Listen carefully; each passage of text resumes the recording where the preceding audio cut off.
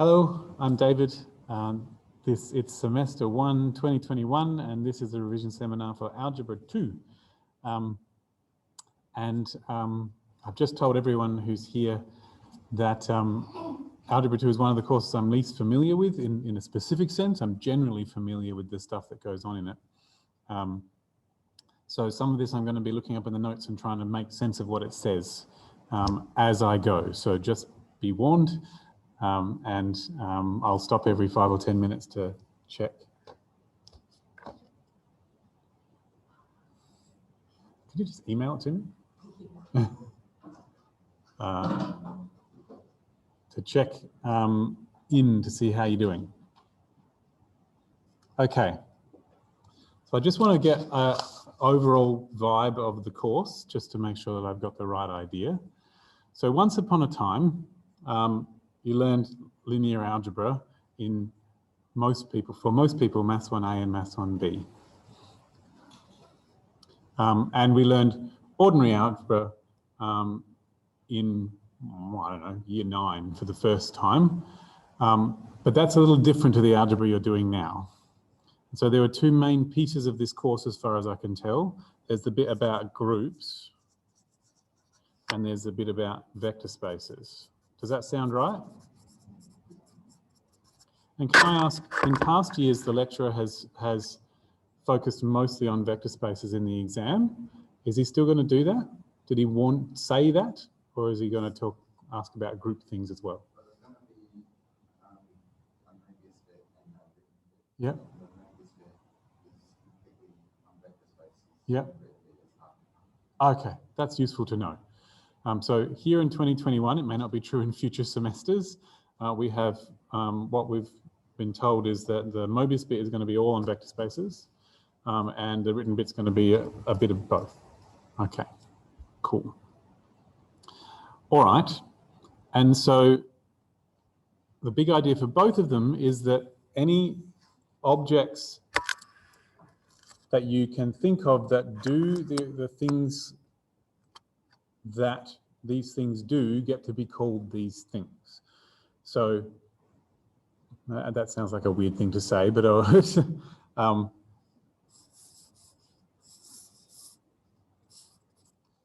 so with your groups, you have to have an object and you have to have an operation, and you have the thing that if you've got two things in the group, then the operation produces something that's in the group. That's in past courses, they've called this just being an operation. And then there has to be a thing that's in the group such that when you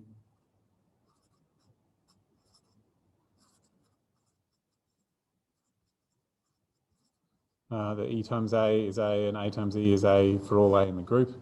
And it has to be associative, or the other thing that has to be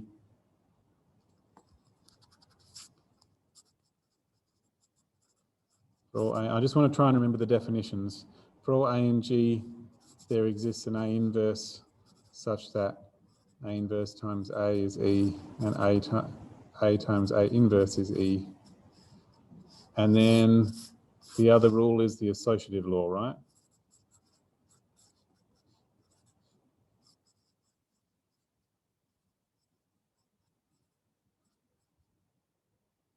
Have I got that right? Possibly in a different order than are listed in the notes. But they're the rules? Cool. So the big idea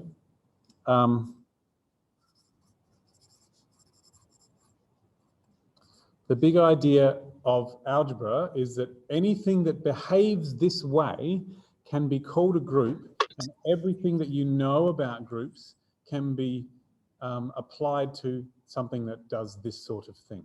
So it may not be times, it may be plus, it might be function composition, it might be matrix multiplication, it might be doing the physical rotation one after another. It could be any of those things.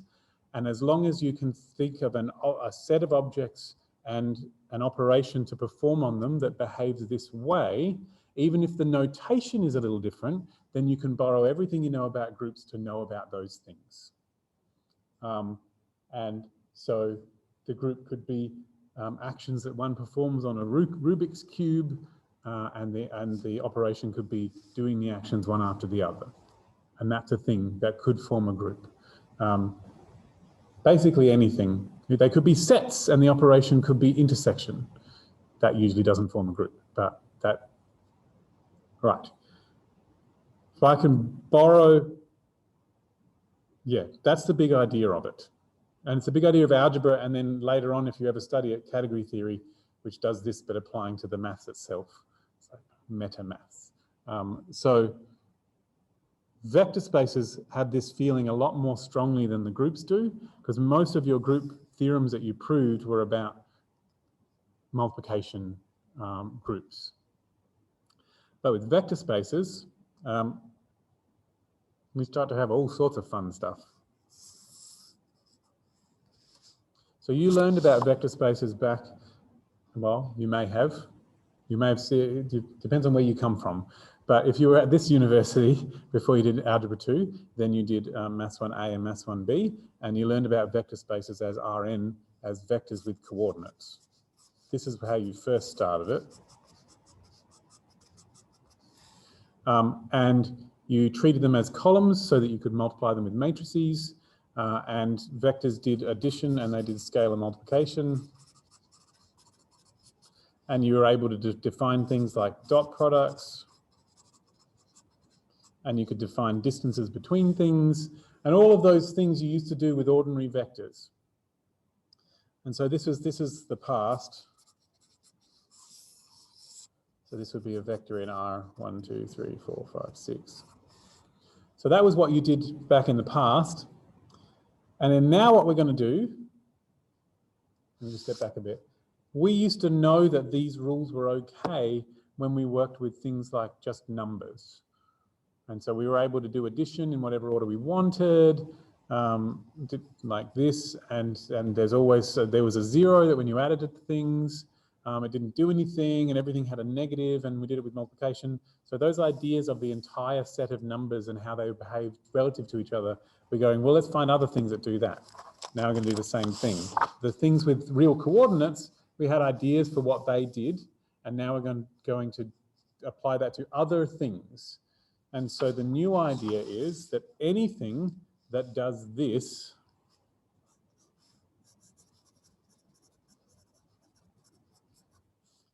anything that does both of those things in a reasonable way according to a list of rules is now allowed to be called vectors. That's the idea.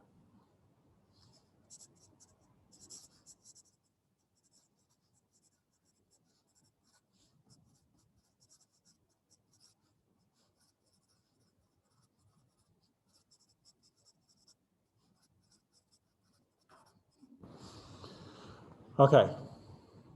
But you don't get to call any one of them a vector. They're only vectors when you're thinking about them all at once, basically. And so you can call it a vector space when you collect them all together. That's the big idea of the vector spaces bit of this course. And so we need to know, well, we used to be able to do dot products on things like this. What if the things that we were thinking of as vectors were totally not things that had coordinates? How would I figure out what a dot product meant in that context? How would I figure out what it meant to add them? How would I figure out what it meant to find a basis? Oh, that was a thing we had as well. We had basis back here. And we had transformations. All of these things that we used to know, we have to now figure out what to do with them in this context. So there will be several examples of particular vector spaces that turn up in this course. So there's always this Rn, perfectly good one. We know how to do that. Well, we've seen it before anyway. There's addition where you add the coordinates together, scalar multiplication, you multiply them all by a scalar. You can find a basis for things, you can set them up with matrices, and this works with matrices really well.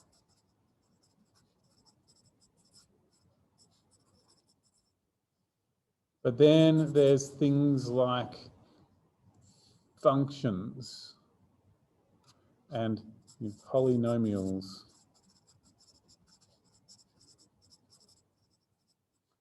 degree up to 2. Does this have a notation, this thing?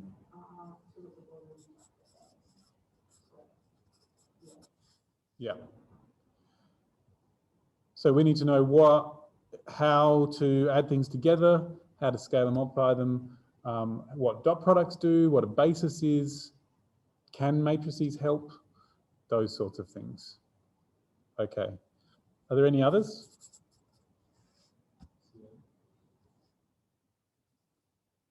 As in the complex numbers to the n? Yep. Cool.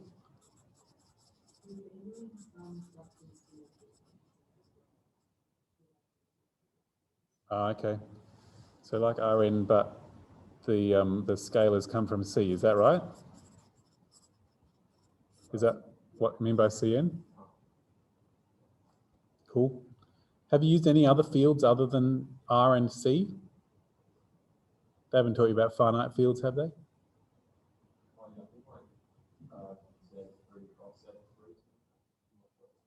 Cool, okay.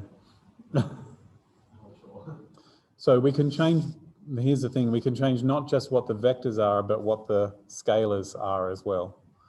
And the scalars have to behave a certain way as well. Okay. Just checking that I've got the vibe, but each of these, everything that we can do to them, we have to be able to do to the others as well. Okay. And this is where, are people okay with me saying their names on a video that's going to be on YouTube? Yep. This is what Arabic was saying about your lecturer creating things in the middle of an exam. So here's a new thing, go. And that's a classic Algebra 2 lecturer thing to do, to say, haha, well, you know how all vector spaces work, so I'll make up a new one. That's the sort of experience you're talking about? Yeah, okay. So we have to really know what it looks like in at least one situation so that we can borrow what happens to that. Okay, cool. All right, and here's the real classic one. Functions from Rn to R. They are a vector space as well, where the vectors are the functions and the scalars are as well. Yeah. And C is a vector space with the scalars being R. That's a classic as well. You said 2 by 2 matrices? Yeah.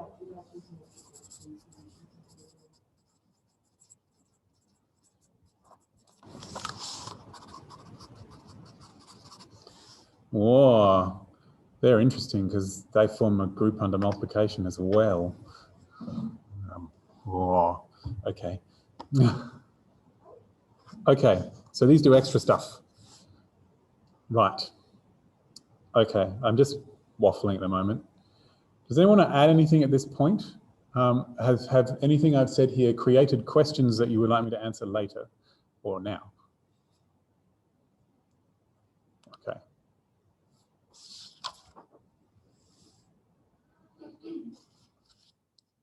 All right. So let me just talk a little through my understanding of the vectors back in Maths 1B, because you redo all of that stuff. There's at least one question on that practice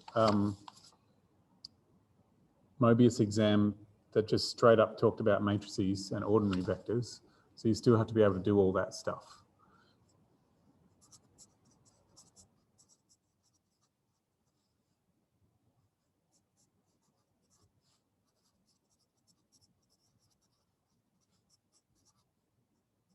Okay.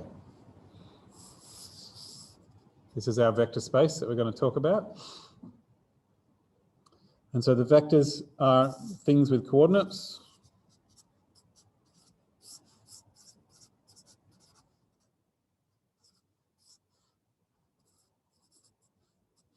Those things, and these are in R4. And the 4 is referring to how many coordinates they have.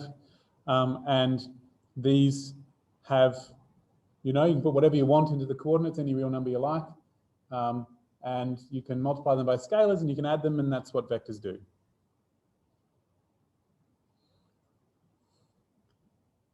Okay. And you can make did you talk about subspaces? Yeah, you can make subspaces. So the big idea of all vector spaces is the idea of spanning, which we used to call spanning back in Maths 1B. What's it called now?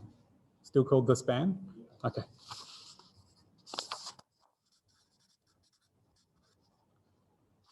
Okay, all vectors produce, given any collection of vectors, you can do all the possible addition and scalar multiplication that you can possibly do and produce all the answers, and that's the span. Back in Maths 1B, it was called the word span, but now it's called this, isn't it?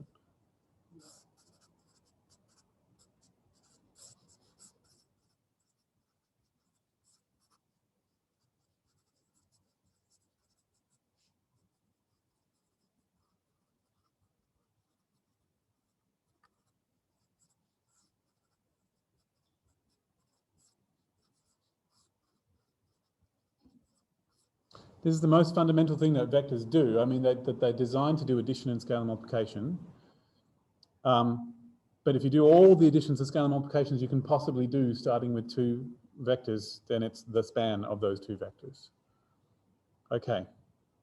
And the big idea back in Maths 1B was that a subspace, you know, a part of Rn that is a self-contained vector space. That was the idea of it. So like if you pick a plane in R3, then you do all the addition and scalar multiplication you want, you'll never get off the plane. It's completely self-contained. I could remove the whole of R3 and just leave the plane behind, and it would live happily all on its own without the rest of R3 there. It's a subspace in that context. And you're now, because you learned about groups, know about what mathematicians do with the word sub, which means a thing that's inside the other thing. Like a suburb is a city inside another city. Urb meaning urban, like in a city. So same idea. Sub is French for below or inside or under or after or less than. Okay. All right, so the big idea back in Maths 1B was that every subspace could be rewritten as a span if you wanted to.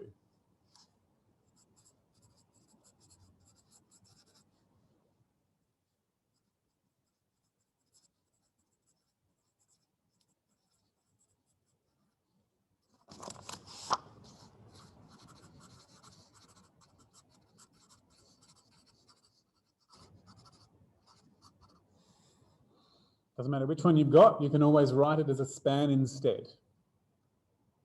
And this was usually the tension between, your subspace was usually thought of as something, a set of things that satisfies an equation.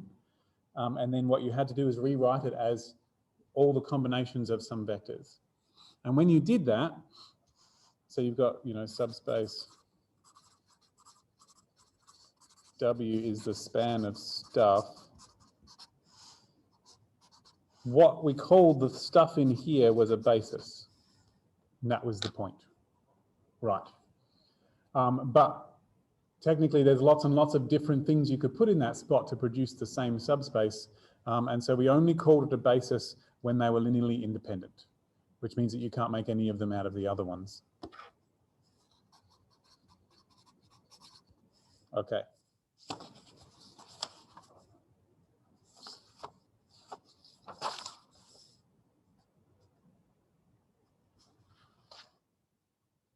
All right. Cool. And then we also had, in Maths 1B, we had linear transformations.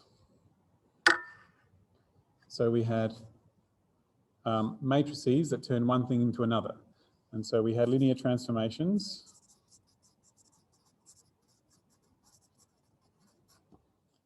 Which turned out to be, you know, f of vector plus another vector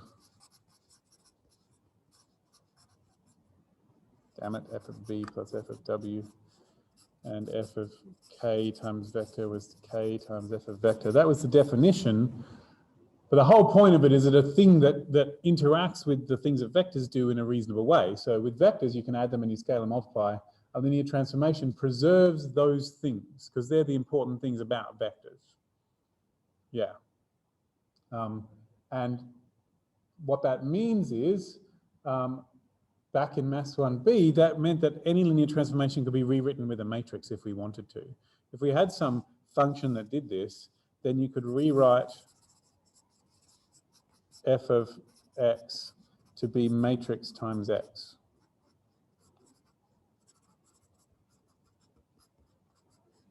Yeah. Cool. And you can still do that now, you just have to think carefully. All right, I'm just working my way through it. So one thing that we didn't do back in Maths 1b that we're doing now in this one is that if you change, every subspace has lots of bases that you could choose. And if you change which bases you've got, then everything that you could do to those vectors will look different depending on what you choose. Yeah, so if you have something that, if you want to know what happens when you add these two vectors together, if they're written in terms of another basis, then we would need to know what the coordinates in terms of those bases is. So I'm just going to say something. Given any vector, it could be something times one vector plus something times another vector. Or it could just as easily be something times one vector plus something times another vector. And we're interested in knowing, how do you convert these to these? So, for example, I know that any vector can be written as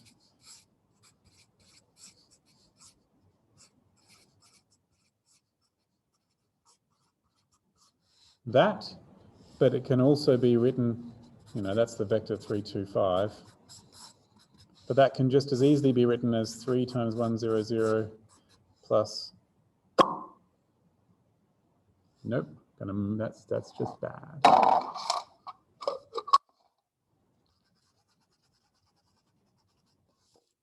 Shouldn't make things up, David.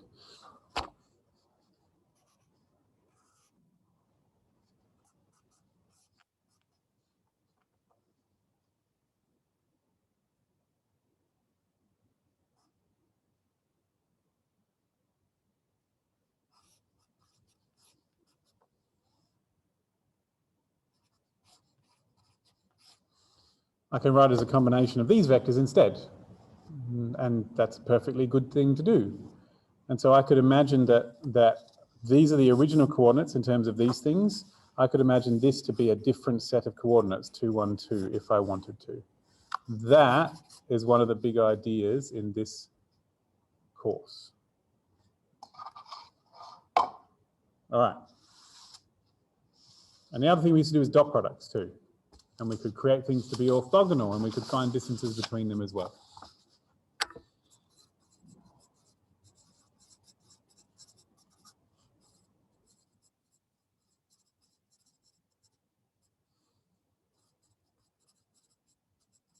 These are other things we used to do to vectors, and we're going to do them now. All right. So we need to know what the general definitions of those things are so we can apply them to something.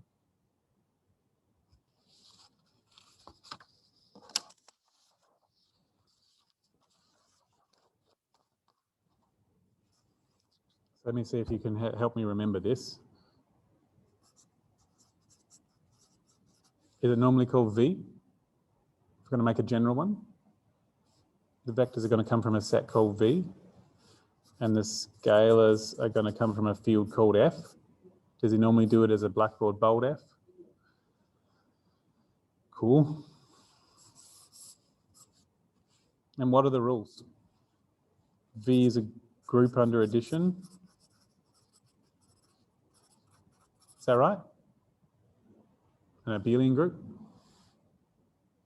Cool. And F is a field.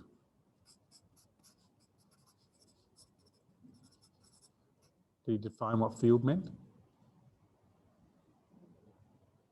Addition and multiplication work the way you expect them to. That's pretty much it. In particular, the distributive law works. You can expand multiplications over additions. That's the most important one for a field. And division works. So a field is something that's both, that is a group both under addition and multiplication. Well, the group under addition, and if you remove the 0, then it's a group under multiplication as well. And the two of them interact by the distributive law.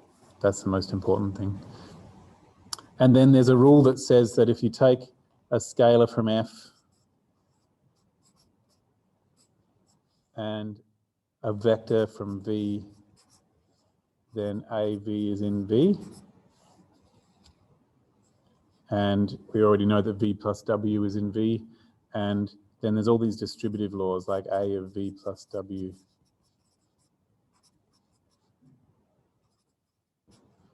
And A plus B of V.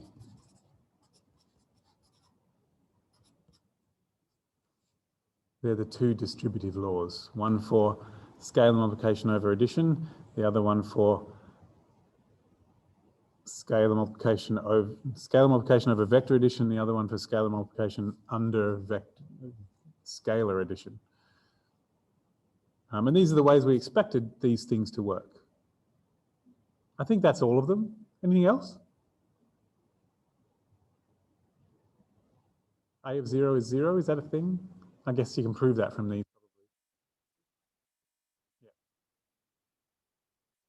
So this covers the vectors adding in a reasonable way, and this covers the scale of multiple. Oh no, there's this one.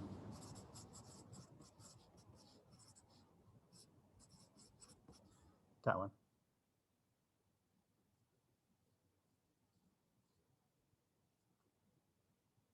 This covers the scalars multiplying and adding among themselves in a reasonable way, and this covers the scalars and the vectors applying to each other in a useful way.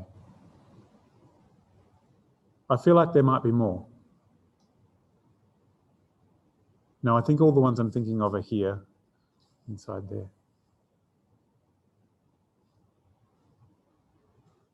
I think everything else can be proved from this. And there would totally have been some shoots or something where you had to prove some of those properties from other ones. That sounds like a Algebra 2 thing to do. Okay. Cool. And this is familiar. We used to do this with vectors in our Rn, where we can also do it for things like polynomials or functions. So I'm going to run them simultaneously.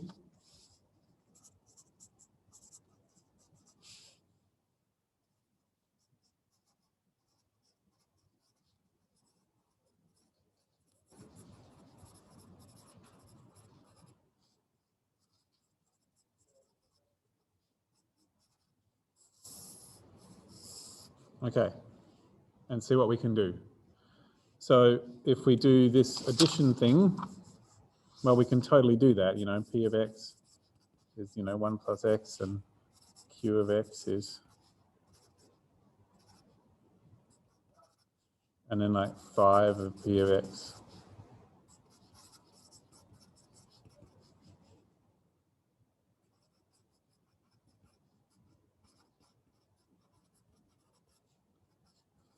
Plus 5x plus 6x squared plus 18, 20. Yay! So I managed to start with two polynomials of degree at most 2 and do a linear combination of them and produce a new one. Cool. Sweet. Okay.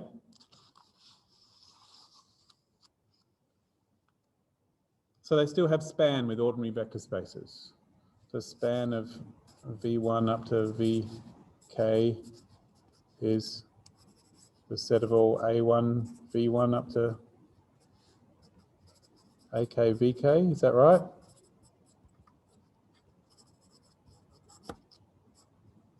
I think that's the definition. Cool.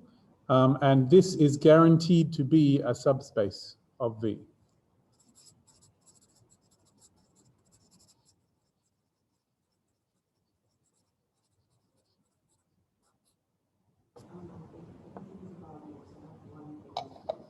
Oh, you have to define that? Do you have to define 0V to be equal to V? Okay. It's still true, but you don't have to define it because you can prove it from the other ones.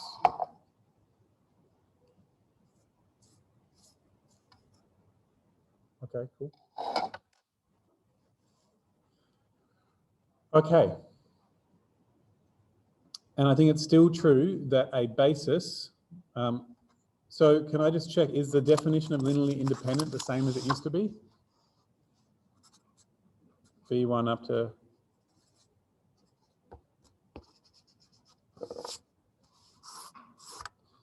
V1 up to Vk are linearly independent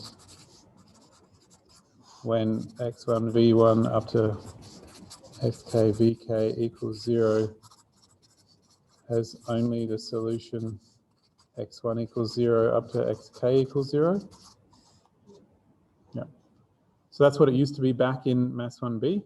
And back in Maths 1b, we knew that if any one of them was a linear combination of any of the other ones, then that made them dependent. Which was the truth, but not the definition.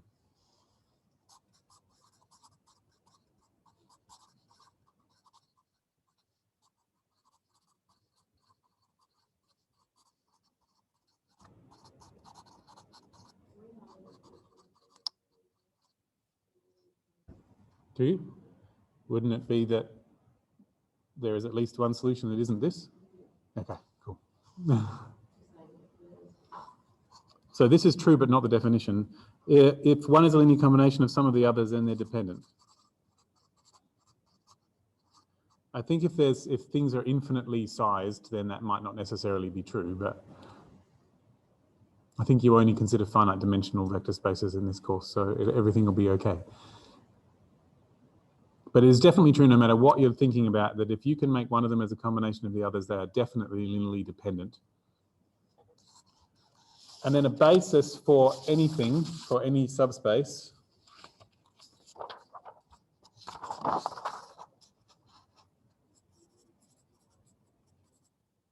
so what's a basis would be, so the set V1 up to Vk is a basis for W when W is the span of these, and V1 up to Vk are linearly independent. Is that right? Cool. All right. So that means that proving a basis is the same as proving a basis used to be. You have to show they span, you have to show they're independent. Okay, and spanning means it has to cover everything. All right. So I feel like I wanted to see what that looks like with my polynomials.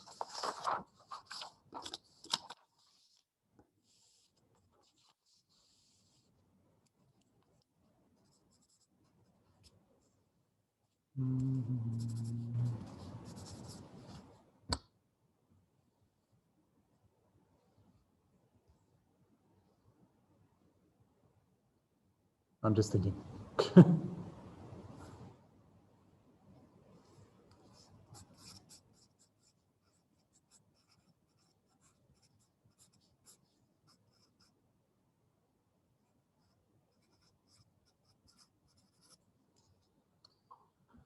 Let W be the set of polynomials Px in R2x such that P of 3 is 0. I think that's a subspace. Oh, I didn't write the definition of subspaces over there, sorry. Damn it. It's all right. So to be a subspace, it has to be closed under both of the operations and it has to not be empty. Is that your definition? Back in Maths 1b, it had to contain the 0 vector, which is still true, but that follows from it not being empty. Okay, so can I just check that? I'm just going to be sure.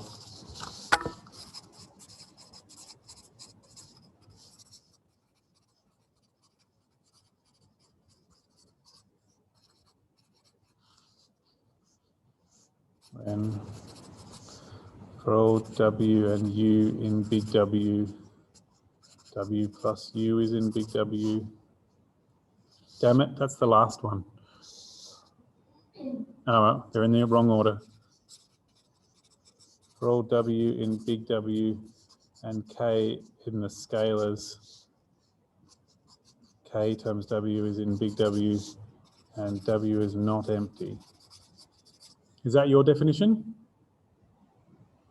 I'd probably write these in the reverse order because this one talks about zero vectors, like it's not zero. This one talks about a single known vector, and this talks about two known vectors. So there's rule 0, rule 1, and rule 2.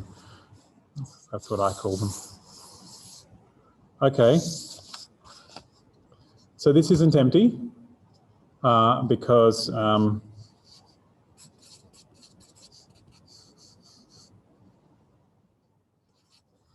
the polynomial that is always 0 is in W, because it gives the answer 0 when x is 3, because it always gives the answer 0.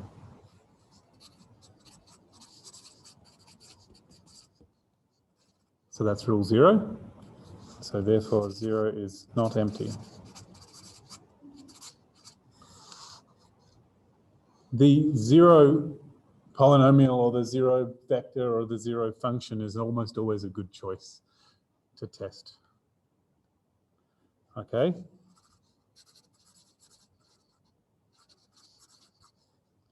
Suppose P of x and Q of x are both in W.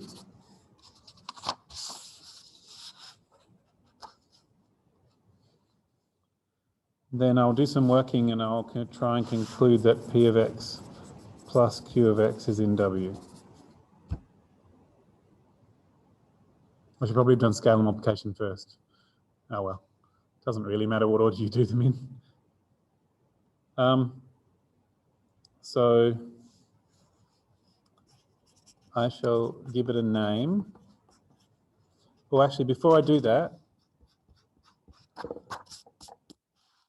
P of x being in W means that P of 3 must be 0.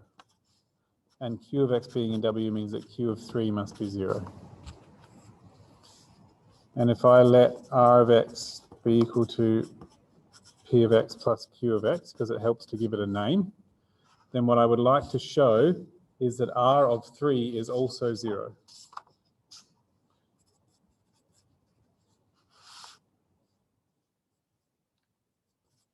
So that's my goal. Well, it's P of 3 plus Q of 3, because that's what you do when you sub in polynomials. And that's 0 plus 0, which is 0. So therefore R of x, which was P of x plus Q of x, is in W, and it's now closed under scalar, under vector addition.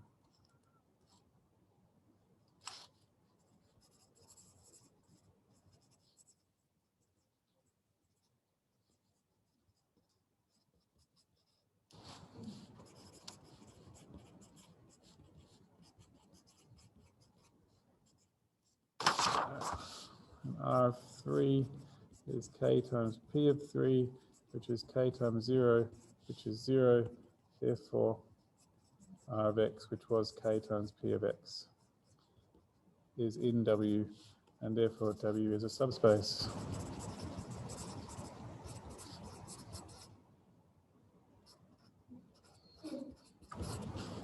So that is what a subspace proof from Maths 1b looks like for vectors which are polynomials. How do people feel about that?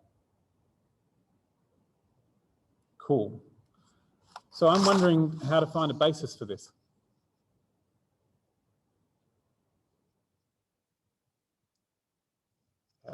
Okay. All right. That's interesting.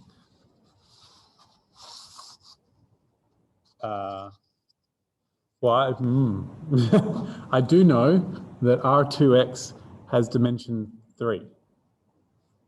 So So I'm just going to talk this out before I go to that, before I go to finding an actual basis for this. I do know that 1 and x squared are a basis for R2x.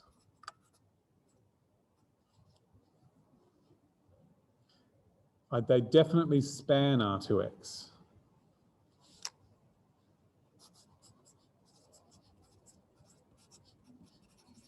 A times 1 plus b times x, damn it, getting ahead of myself, plus c times x squared such that a, b and c are in R. That is literally exactly what R2x is.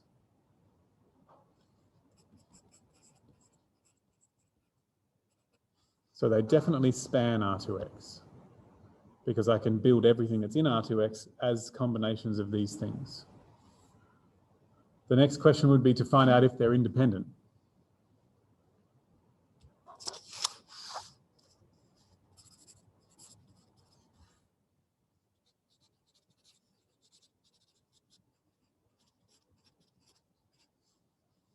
That's the first rule. I need to be independent. And so I would go, well,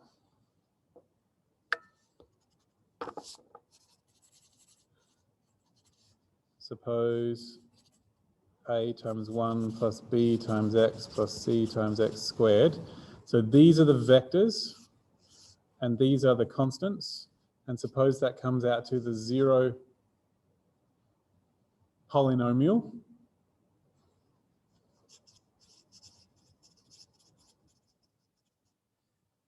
And then I would need to do some working to conclude that a and b and c all have to be 0. Working. Therefore, a is 0, b is 0, and c is 0. That would prove that they're independent, because that's the definition of being independent.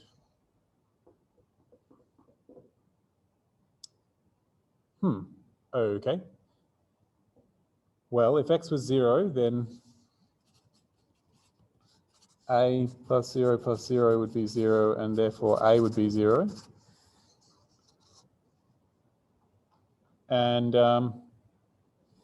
if x was 1, then we'd get b plus c would be 0. And if x was minus 1, we'd get minus b plus c would be 0. And those two together, if I add them, would be 2c is 0, which means c is 0. And I sub that back in there, I get b equals 0. Okay, they're all 0. Yay! Do you think we would have been allowed to equate coefficients back at the beginning? I don't think we would, because equating coefficients is assuming that 1 and x squared are a basis in the first place. Equating coefficients is actually a basis sort of thing to do, and so therefore they're independent.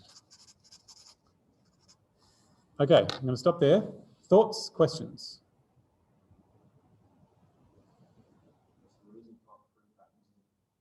Matrix and the normal show it's independent. That would be assuming that the standard basis is already independent. Probably. Yeah. But I'm just going to clarify that. You've just said, could I write 1a plus bx plus cx squared as the vector a, b, c? That's sort of what you're saying? But you can't do that because that's in the coordinates of the standard basis, which are assumed to be. Yeah, I mean, you can set up those coordinates if you want. The coordinates for y would be the basis already. Probably, yeah. So I think being allowed, so you're just saying being allowed to write it as coordinates is assuming that it's a basis to begin with. Yeah, that seems like a thing. So I've tried to use their nature as polynomials to figure out what the coefficients are. So that's the difference between this and Rn, because Rn is already set up to have a basis to begin with. They already have coordinates, and everything's already designed so that they are combinations of those coordinates. Could be wrong. I don't know what's in your lecturer's head, but you were thinking that you could go, right, and so 1 is equal to this vector, and x is equal to this vector and x squared is equal to this vector. That's what you were thinking? Yeah. And so, yep. And so these three vectors as vectors in R3 are linearly independent. And so therefore the other ones are as well. Yes, you could do that. So you could actually just set this up and say there's an isomorphism.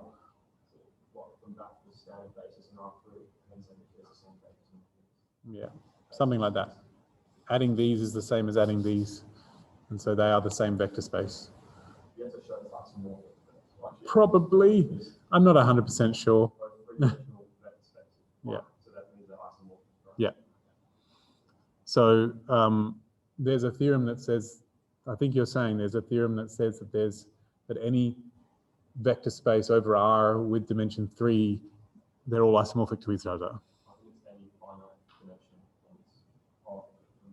Yeah, finite dimensional ones of the same dimension and the same field are isomorphic to each other.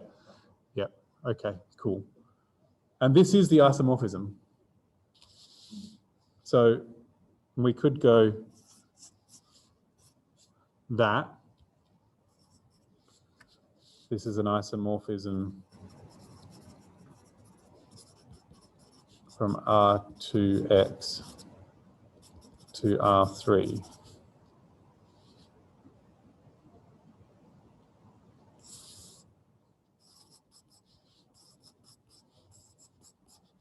Something like that. Cool. Okay. That's a new thing that they didn't know about back in Maths 1B is isomorphisms between vector spaces. Okay.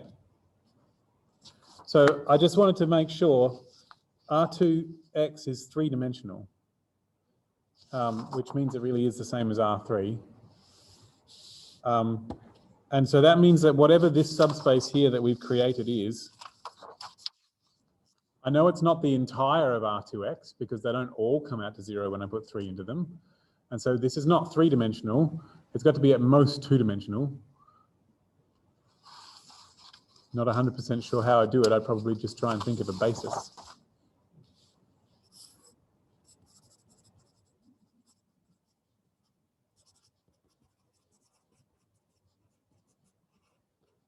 I have a suspicion, and I'm just going to check it.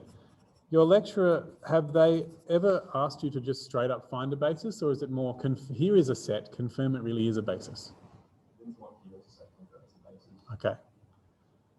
All right, so this is what I'm thinking.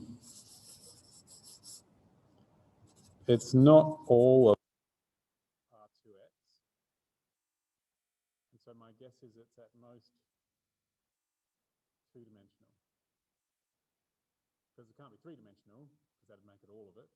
I reckon it is two-dimensional, because I reckon I can think of at least two vectors that aren't, two functions that aren't the zero function that do this.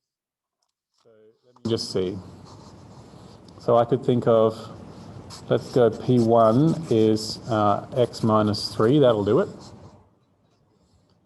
And P2 is going to be x minus 3 squared. They both satisfy this, and so they're both in W.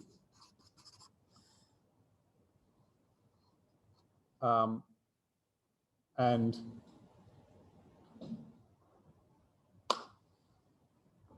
no, not squared. Yes. Times x. Yes. Got a plan. That would also have been a basis as well, but I really want to do this one. So I need to show, I mean, I've already done it actually, because there's a theorem, I'm pretty sure there's a theorem that says if you have the correct number of vectors and they're independent, then they're guaranteed to span. These two are independent. They have to span something. And W is at most two-dimensional, so they have to span W because they can't span anything more than that. I want to see if I can argue that out. Let me show that they're independent first. So independent x minus 3 plus b x minus 3 equals 0. So that would mean that that would have to be 0.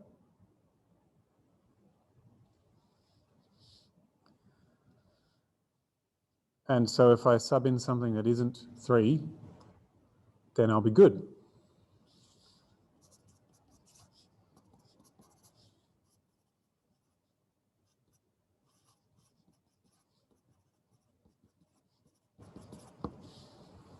And so now we have x minus 3 bx equals 0. And we sub in x equals 1. Awesome. Yay! I didn't want to sub in 3 because that would mean I didn't know what this one was. And so therefore, a equals 0 and b equals 0. And so we only have the trivial solution, and so therefore x minus 3 and x minus 3 are independent. So whatever it is that they span, so the span of x minus 3 and x minus 3 is definitely contained in W. And we also know that the dimension of W is less than or equal to 2. But because this is contained in there, so therefore, sorry, the dimension of this thing is 2, and the dimension of W has to be greater than or equal to that because this is contained inside it. But the dimension of W is less than or equal to 2 since is not the whole of R2X. And so therefore the dimension of W is 2, and therefore it must be this.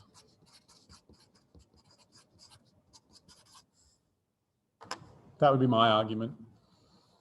A two-dimensional subspace containing another two-dimensional subspace, they have to be equal. I'm sure there's a theorem that says that somewhere. But you could also have just tried to show that it was directly that they span, which was the idea I had in my head. The idea in my head was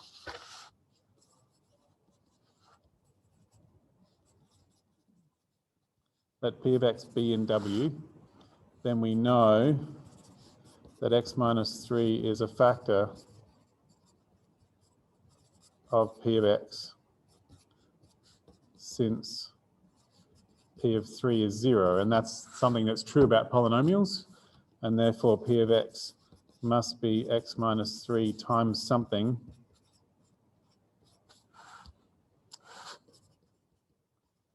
for some A and B, and therefore P of X is AX times X minus 3, oops, sorry, plus B times X minus 3, and therefore it's in the span.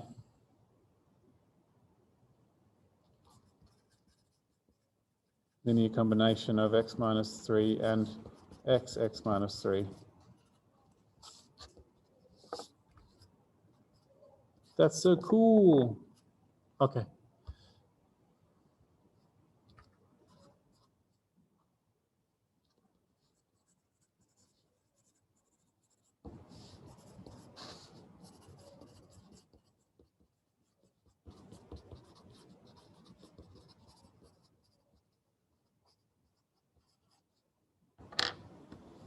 That's fun.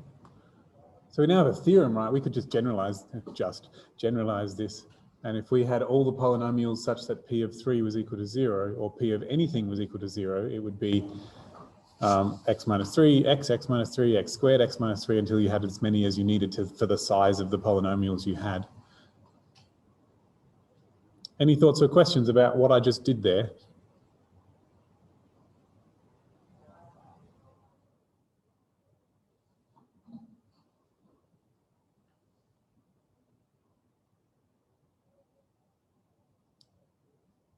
All right. I'm going to stop here and also say, is this helpful so far? Okay, good. Is it stuff you already knew? Has I been doing it differently to the way your lecturer did it? Yeah, that's good. Okay. Cool. All right, I'm about to talk about the dual space. Because I've had enough of talking about that stuff right now. I've just talked about a few things that I saw in the practice exam. And now I have come to the end of how I feel about those things, and I'm going to...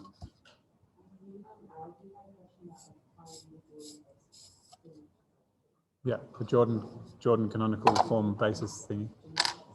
Sorry? Joules. Okay, cool. So,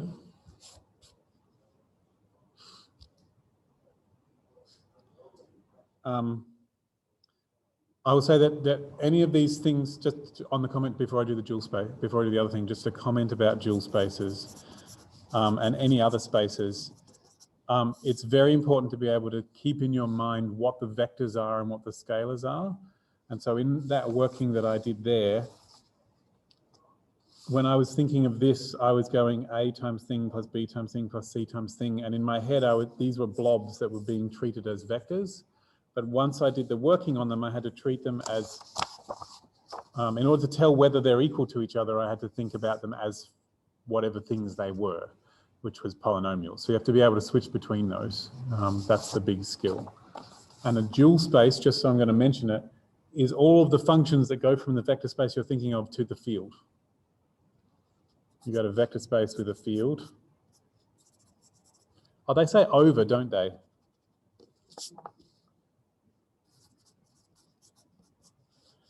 And then I create functions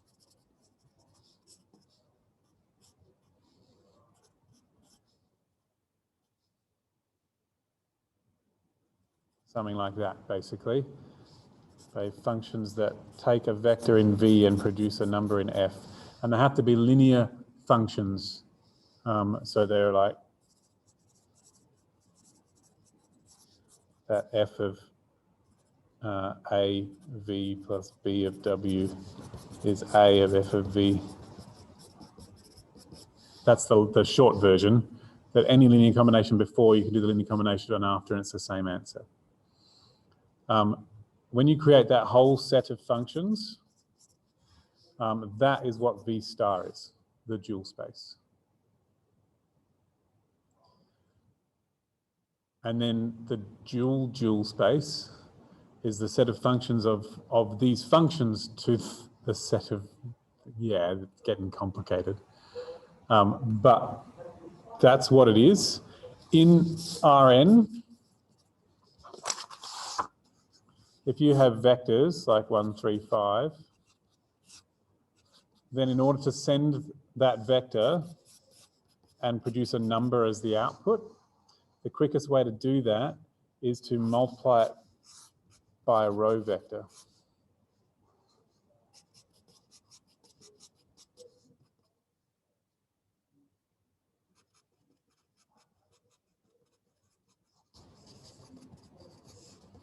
Which will be a number at the end. And so when you do the dual space of Rn, if Rn is made of column vectors, then the dual space of Rn will be made of row vectors. And that's basically what we're trying to do. We're trying to say, oh, if we want to send things to a number, then we could do the dot product with a specific vector. So I could do all the dot products of everything with 1, 1, 3. And that would be a function that would produce answers. And then I could do all the dot products with a different vector, and that would be a new function that produces its own answers. And so all of those things together behave as if they were just R3 again.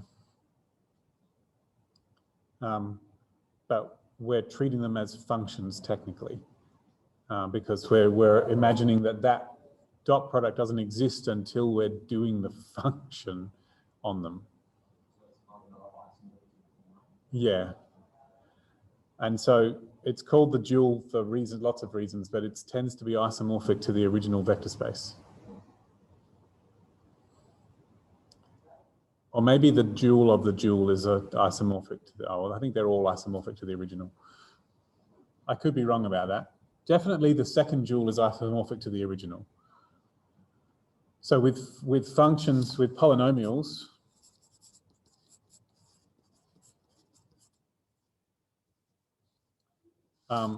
you can do it literally as a dot product. But dot products can, lots of things behave the way dot products behave. Integrals do that, and so does subbing in a number. So I could have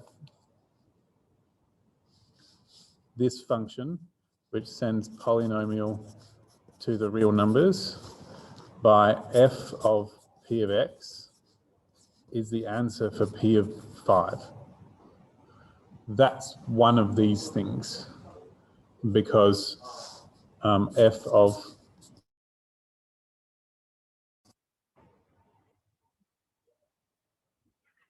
come on, you.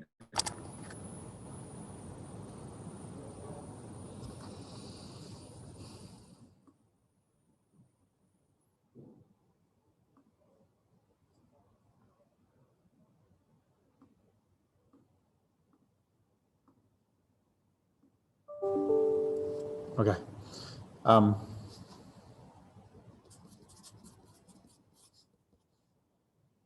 The rule is that to do this, then you sub in 5, and that's exactly the same as f of p of x and f of q of x. And so this is, and the same with constants as well.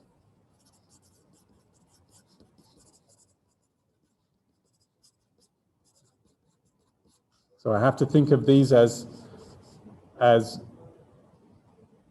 both vectors and functions. This move was done because they're functions, and this move is thinking of this as the answer from doing f on the vector. Yeah. And so this f is in R2x star.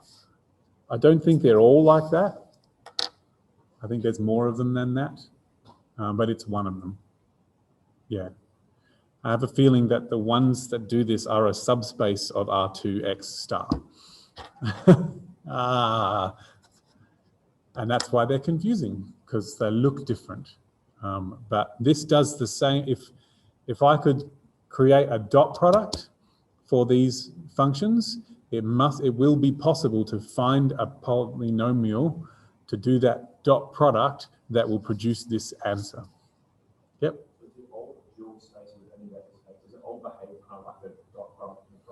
I believe there's a theorem that says they do. That you can create, if your vector space has a dot product at all, like has an inner product, then it's possible to create your dual space as the functions that are all, each of the functions is the dot product with a specific vector. I think. Yeah. There we go. And if it's finite dimensional, it must have a dot product, because you can write it in terms of a basis and multiply the coefficients and add them up. Yeah. Now, I remember doing this a few years ago. There is a dot product for polynomials, which is an integral. Yeah. And then, therefore, there is a polynomial of degree at most 2 that when I multiply it by the polynomial I'm thinking of and integrate from 0 to 1, it will produce the same answer as subbing in 5, which is just wild. Like, that's insane. Anyway. Well, inner products are related to each other via those bilinear forms matrix things. So no, but yes.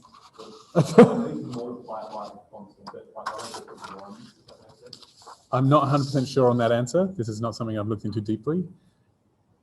But there's those bilinear forms with the matrix, right? Yeah. And those are what produce inner products, and vice versa. And so I think that, yes, there are different ones because there are different matrices. But I think they're all, I could be wrong, but I think, I don't know. I'm not going to, yeah. If you change your basis, then it'll change the inner product. but it'll change it by doing like a P inverse matrix P thing. Right, something like that. I'm not 100% sure on the details of that. It's been a while. Okay, Jordan canonical form.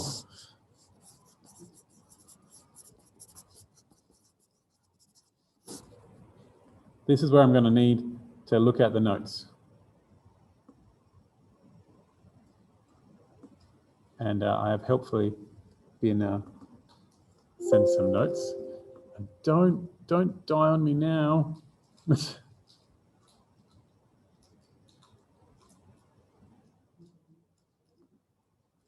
I trust you.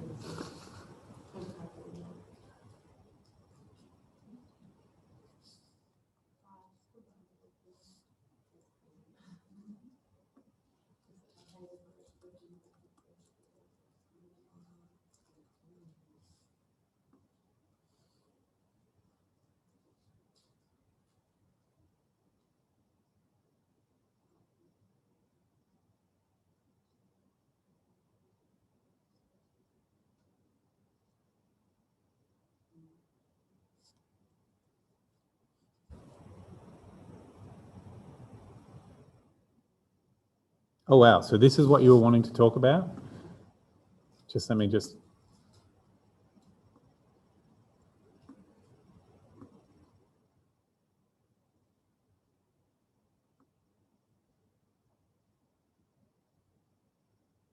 This thing here, with the J minus ones and stuff, you were mentioning that.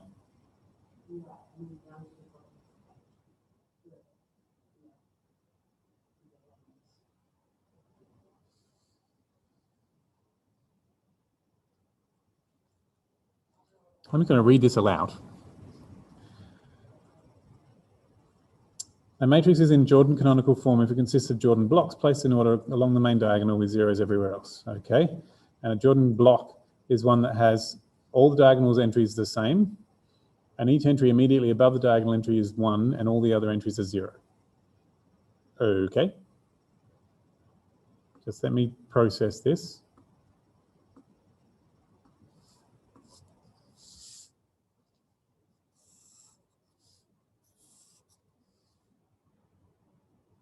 So we could have like 3, 3, like that.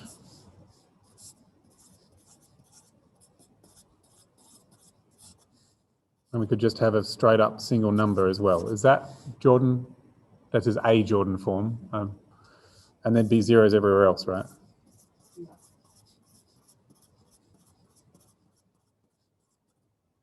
Damn it.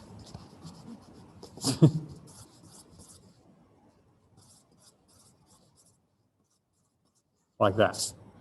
But it's this bit that we're focusing on. Okay, cool. All right. So our old diagonalized matrix was in Jordan form because they were all individual blocks. Right. So when you just had a matrix, a very special case, you're like,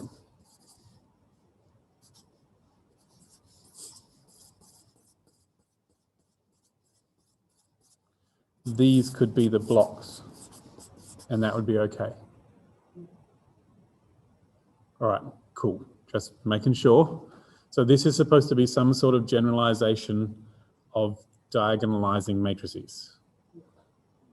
So if I recall correctly,